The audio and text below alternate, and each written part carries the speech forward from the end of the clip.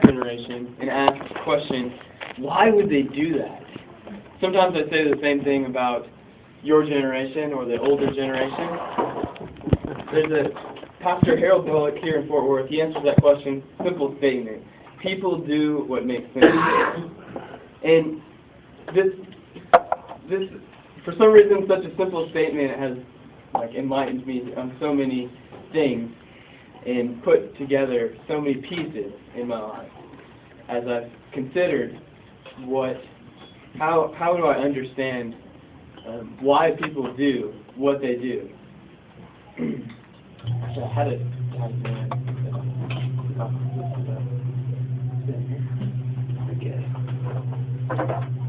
Oh well, I lost it. Okay, anyway.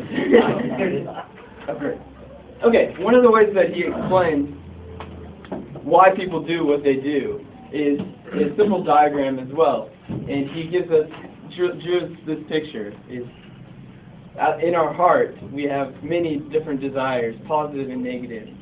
And these are all built up through our values and our perspectives on how life works.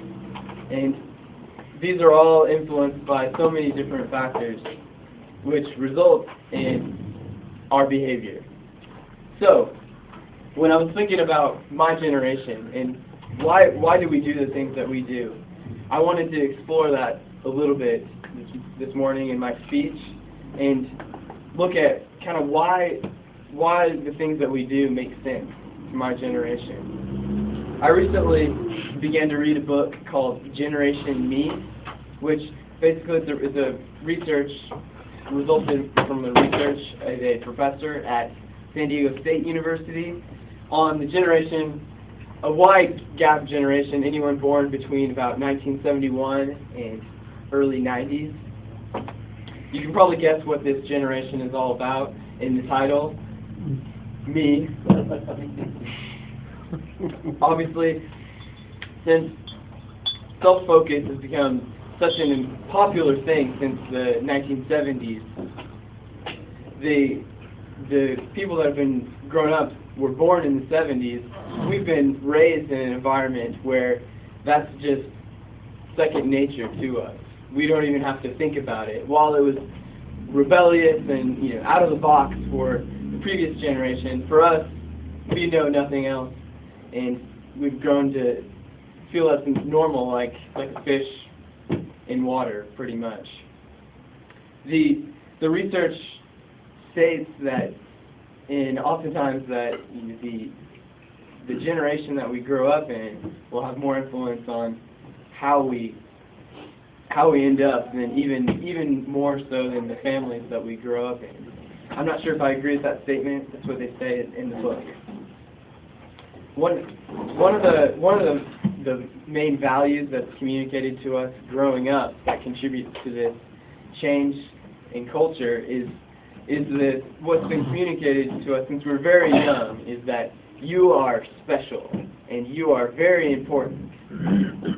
We simply just can't, and we've been bombarded with self-esteem curriculum and I'm the most important person, and it's not so much that I believe that we are really selfish, but it's more that we feel like we're self-important.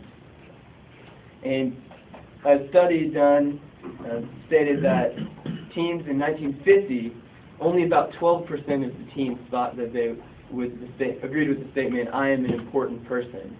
By the late 80s, that was 80%. Obviously, there's been some change somewhere along the line. Also, this has had some great implications for us in our schooling and education.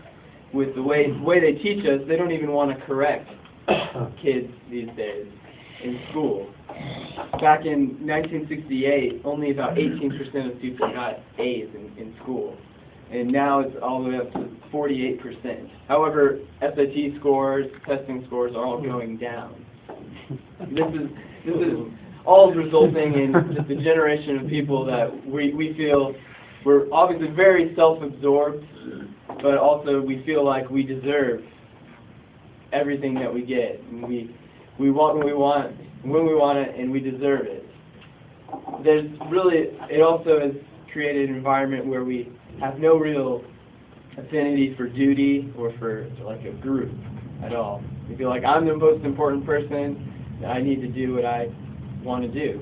This contributes to the next value or perception about this idea of, that was a popular song when I was in 5th grade, was "I Believe I Can Fly." And this is the idea that we can do whatever we want to do. And if anyone tells you that you can't do that, that's the worst thing they could possibly tell you.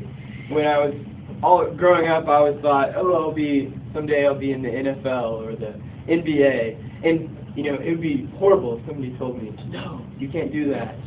It's the worst thing possible. But in all reality, it may have been helpful if somebody was to say, you know what, maybe you could consider doing something that doesn't require you to be 2 feet taller. And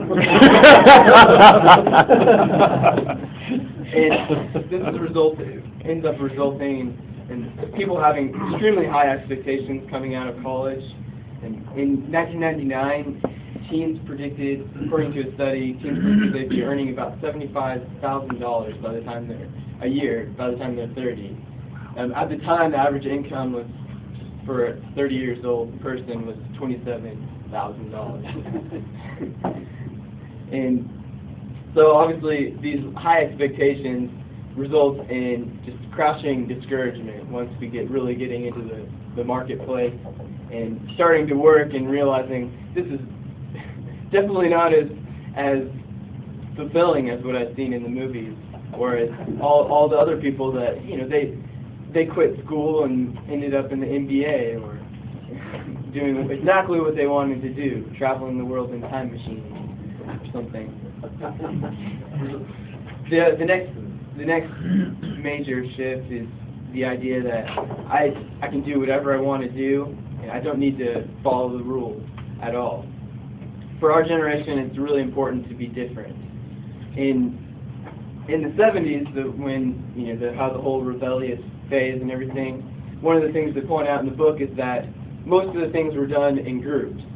You have to rebel just to fit in. For us now, that's totally not the case. We're all individualistic. You could even see this in the way people dance. It was back in the old days. It used to be precise dance steps and everything. Now it's just, you know, you can just do kind of whatever crazy stuff.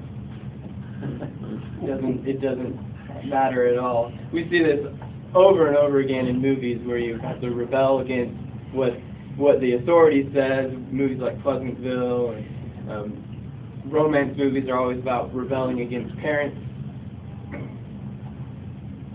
This is just resulting in some things that used to make sense to people, going to church and abstinence from sex, just having any kind of absolute truth at all. All these things are just pretty much blown out of the water by some of these ideas for our generation. They have no respect. We have no respect for teachers. Now it's popular to be only a facilitator. We feel like it doesn't make sense to us that anyone would know more than us.